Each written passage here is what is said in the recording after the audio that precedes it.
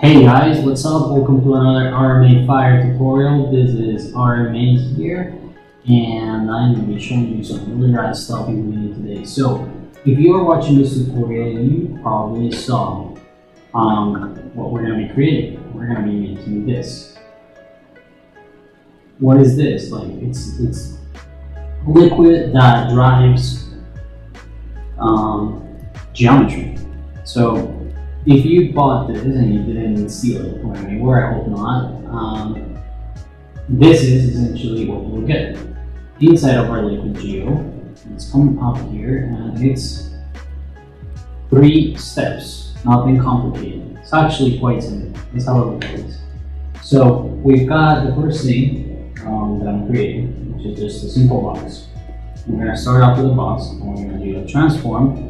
And we're going to do a transform here and a transform right here. Okay?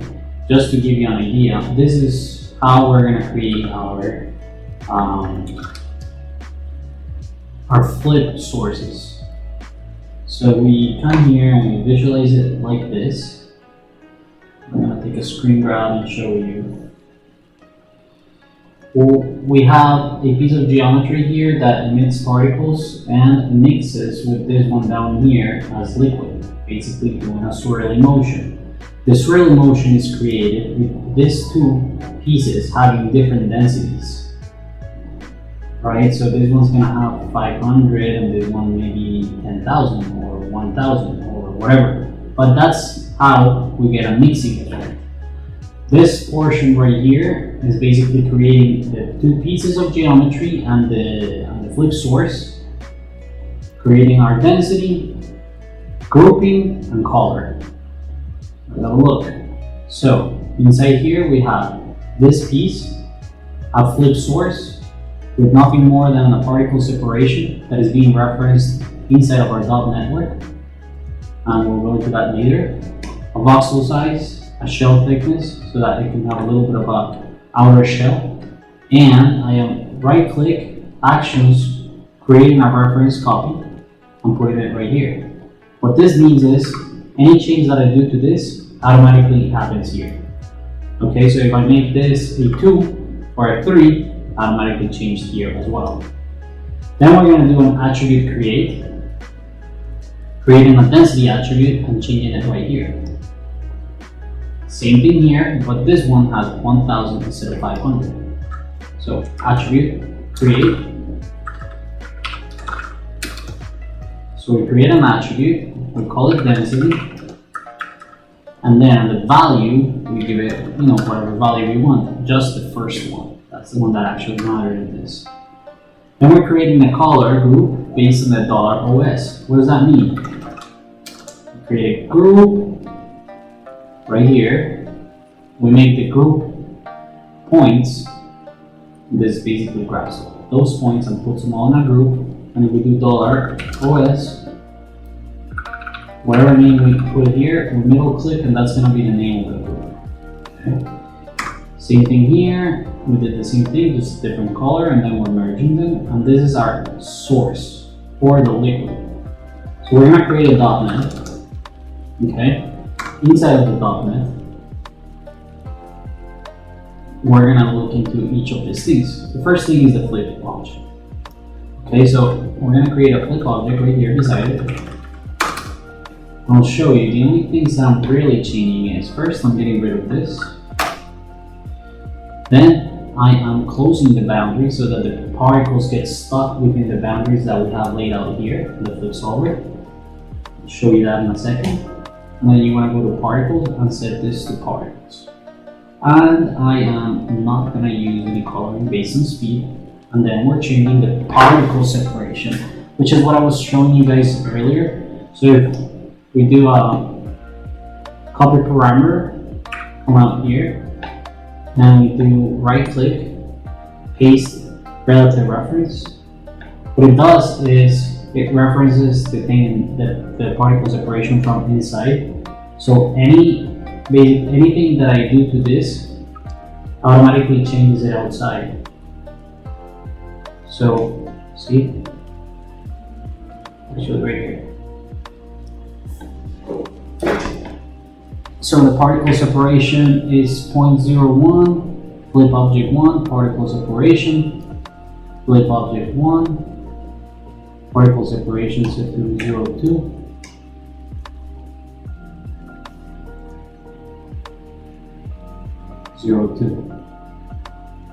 Okay, that's it. That's all that's happening in the flip object. Then volume source, we are grabbing our output source, which is this one right here. So all we do is we select that one that we want to grab, and we are creating a source particles. That's going to give us our volume source. And then our flip solver, here on the particle motion, the behavior, the reseeding is set to, defaults. This is all default. This is all default except for the volume limits. Volume limits here. So we want to create a box that is like pretty accurate to this. This you can change right here. See? So I'm making it pretty thin here. That way the simulation goes by quick. So the volume limits here. And then I'm enabling viscosity, setting it to 5, and saying density by attribute, density. I'm copying it from outside. So the density that we're creating outside is being referenced here.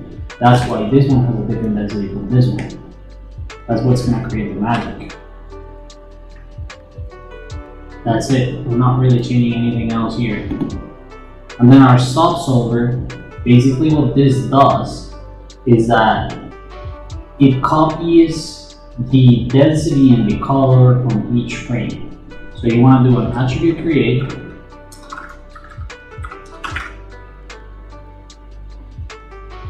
Attribute transfer. Sorry. And we create it here in density and color. So you want to write density. And write density and color.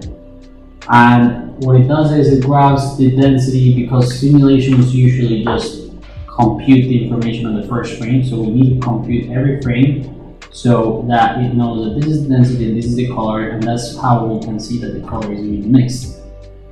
We create a multi-solver and you plug in the flip object on the first one. The order does matter. You want to plug in the flip solver first and then the soft solver, and you can change the order like that.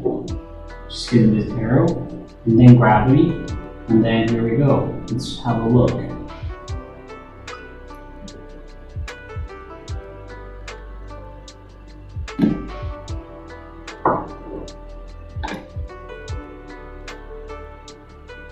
So that's how I'm getting that mixing, the way that the motion of the piece. Okay, that is the first step. What you want to do is .import IO.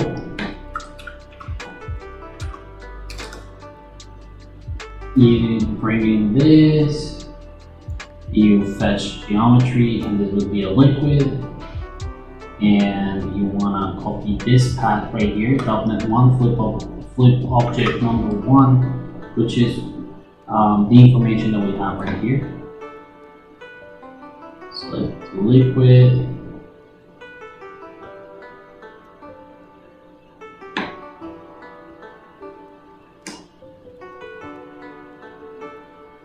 Let me see. Let's do a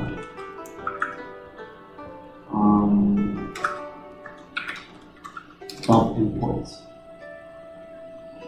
Select this one. Let's do fetch geometry from input, and we want to mask. If you had collisions or something, you can grab the name of the object and just put it here so that it masks everything out but this object. But in this case, we're good. Then I am caching everything to disk. Do a file cache, we want to tell this to be the name. And then there's two ways of going about this. You can do base name liquid, base folder, $hip, and cache. And then it's gonna create a liquid sim folder inside of the hip cache folder. And then it's gonna save it out being time dependent. And you don't really need to write any expression. But the old school way, the way that I like used to doing it is like you write the name here, you do explicit, and then you do $. This is literally the same thing. $OS /$OS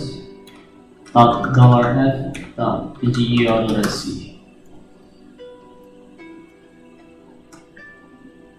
$OS $f.bgeo.sc.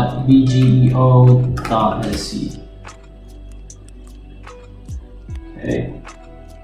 So basically what I'm saying here is inside of our hip folder, inside of our geo folder, write out an $OS name, meaning the name of this thing here, and save a sequence with this name here, and it is gonna be a sequence $f, so like frame 1, 2, 3, 4, 5, and this is a BGEO cache. That means that this is like cached particle information or whatever information that you're caching. So liquid, you write whatever, this is the name that the folder is going to be named and that the sequence is going to be named. So it's going to be $f, meaning frame 1, 2, 3, 4, 5, 6, 7, 8, 9, 10, and it is this kind of file. So I've already got it cached. Let's have a look. It is relatively fast, too fast for what I want to do. So what I ended up doing was doing a retime. And on the retime, I am choosing the input range from 160 to 240, and it's being mapped between 1 and 240. So it starts on frame 160 and it ends on frame 240. Between frame 1 and frame 240. So see, it's way slower.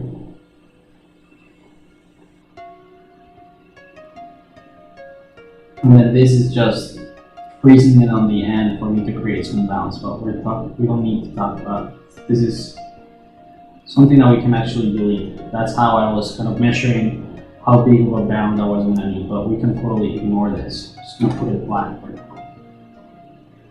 So out liquid sim, this is our liquid sim, and we are not going to use this anymore. I'm actually going to get rid of this so that you guys get a clean file. If you hit A and you select down, you'll organize your stuff, your notes.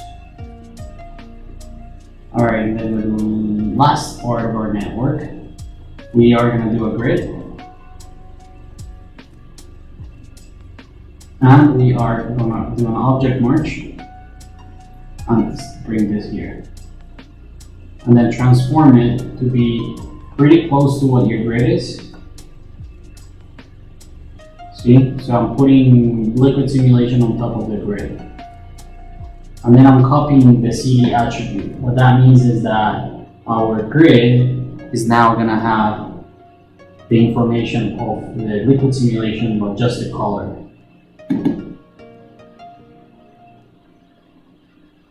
Now I'm doing another time shift because I wanted to slow it down even more. Split top and bottom, animation, and we're going to do each. And you're going to see basically all I did was a time shift. Come in here and you delete this, and then you go and you tell it from frame 1, keyframe, alt click 240, and then click H, and then here you can control the speed.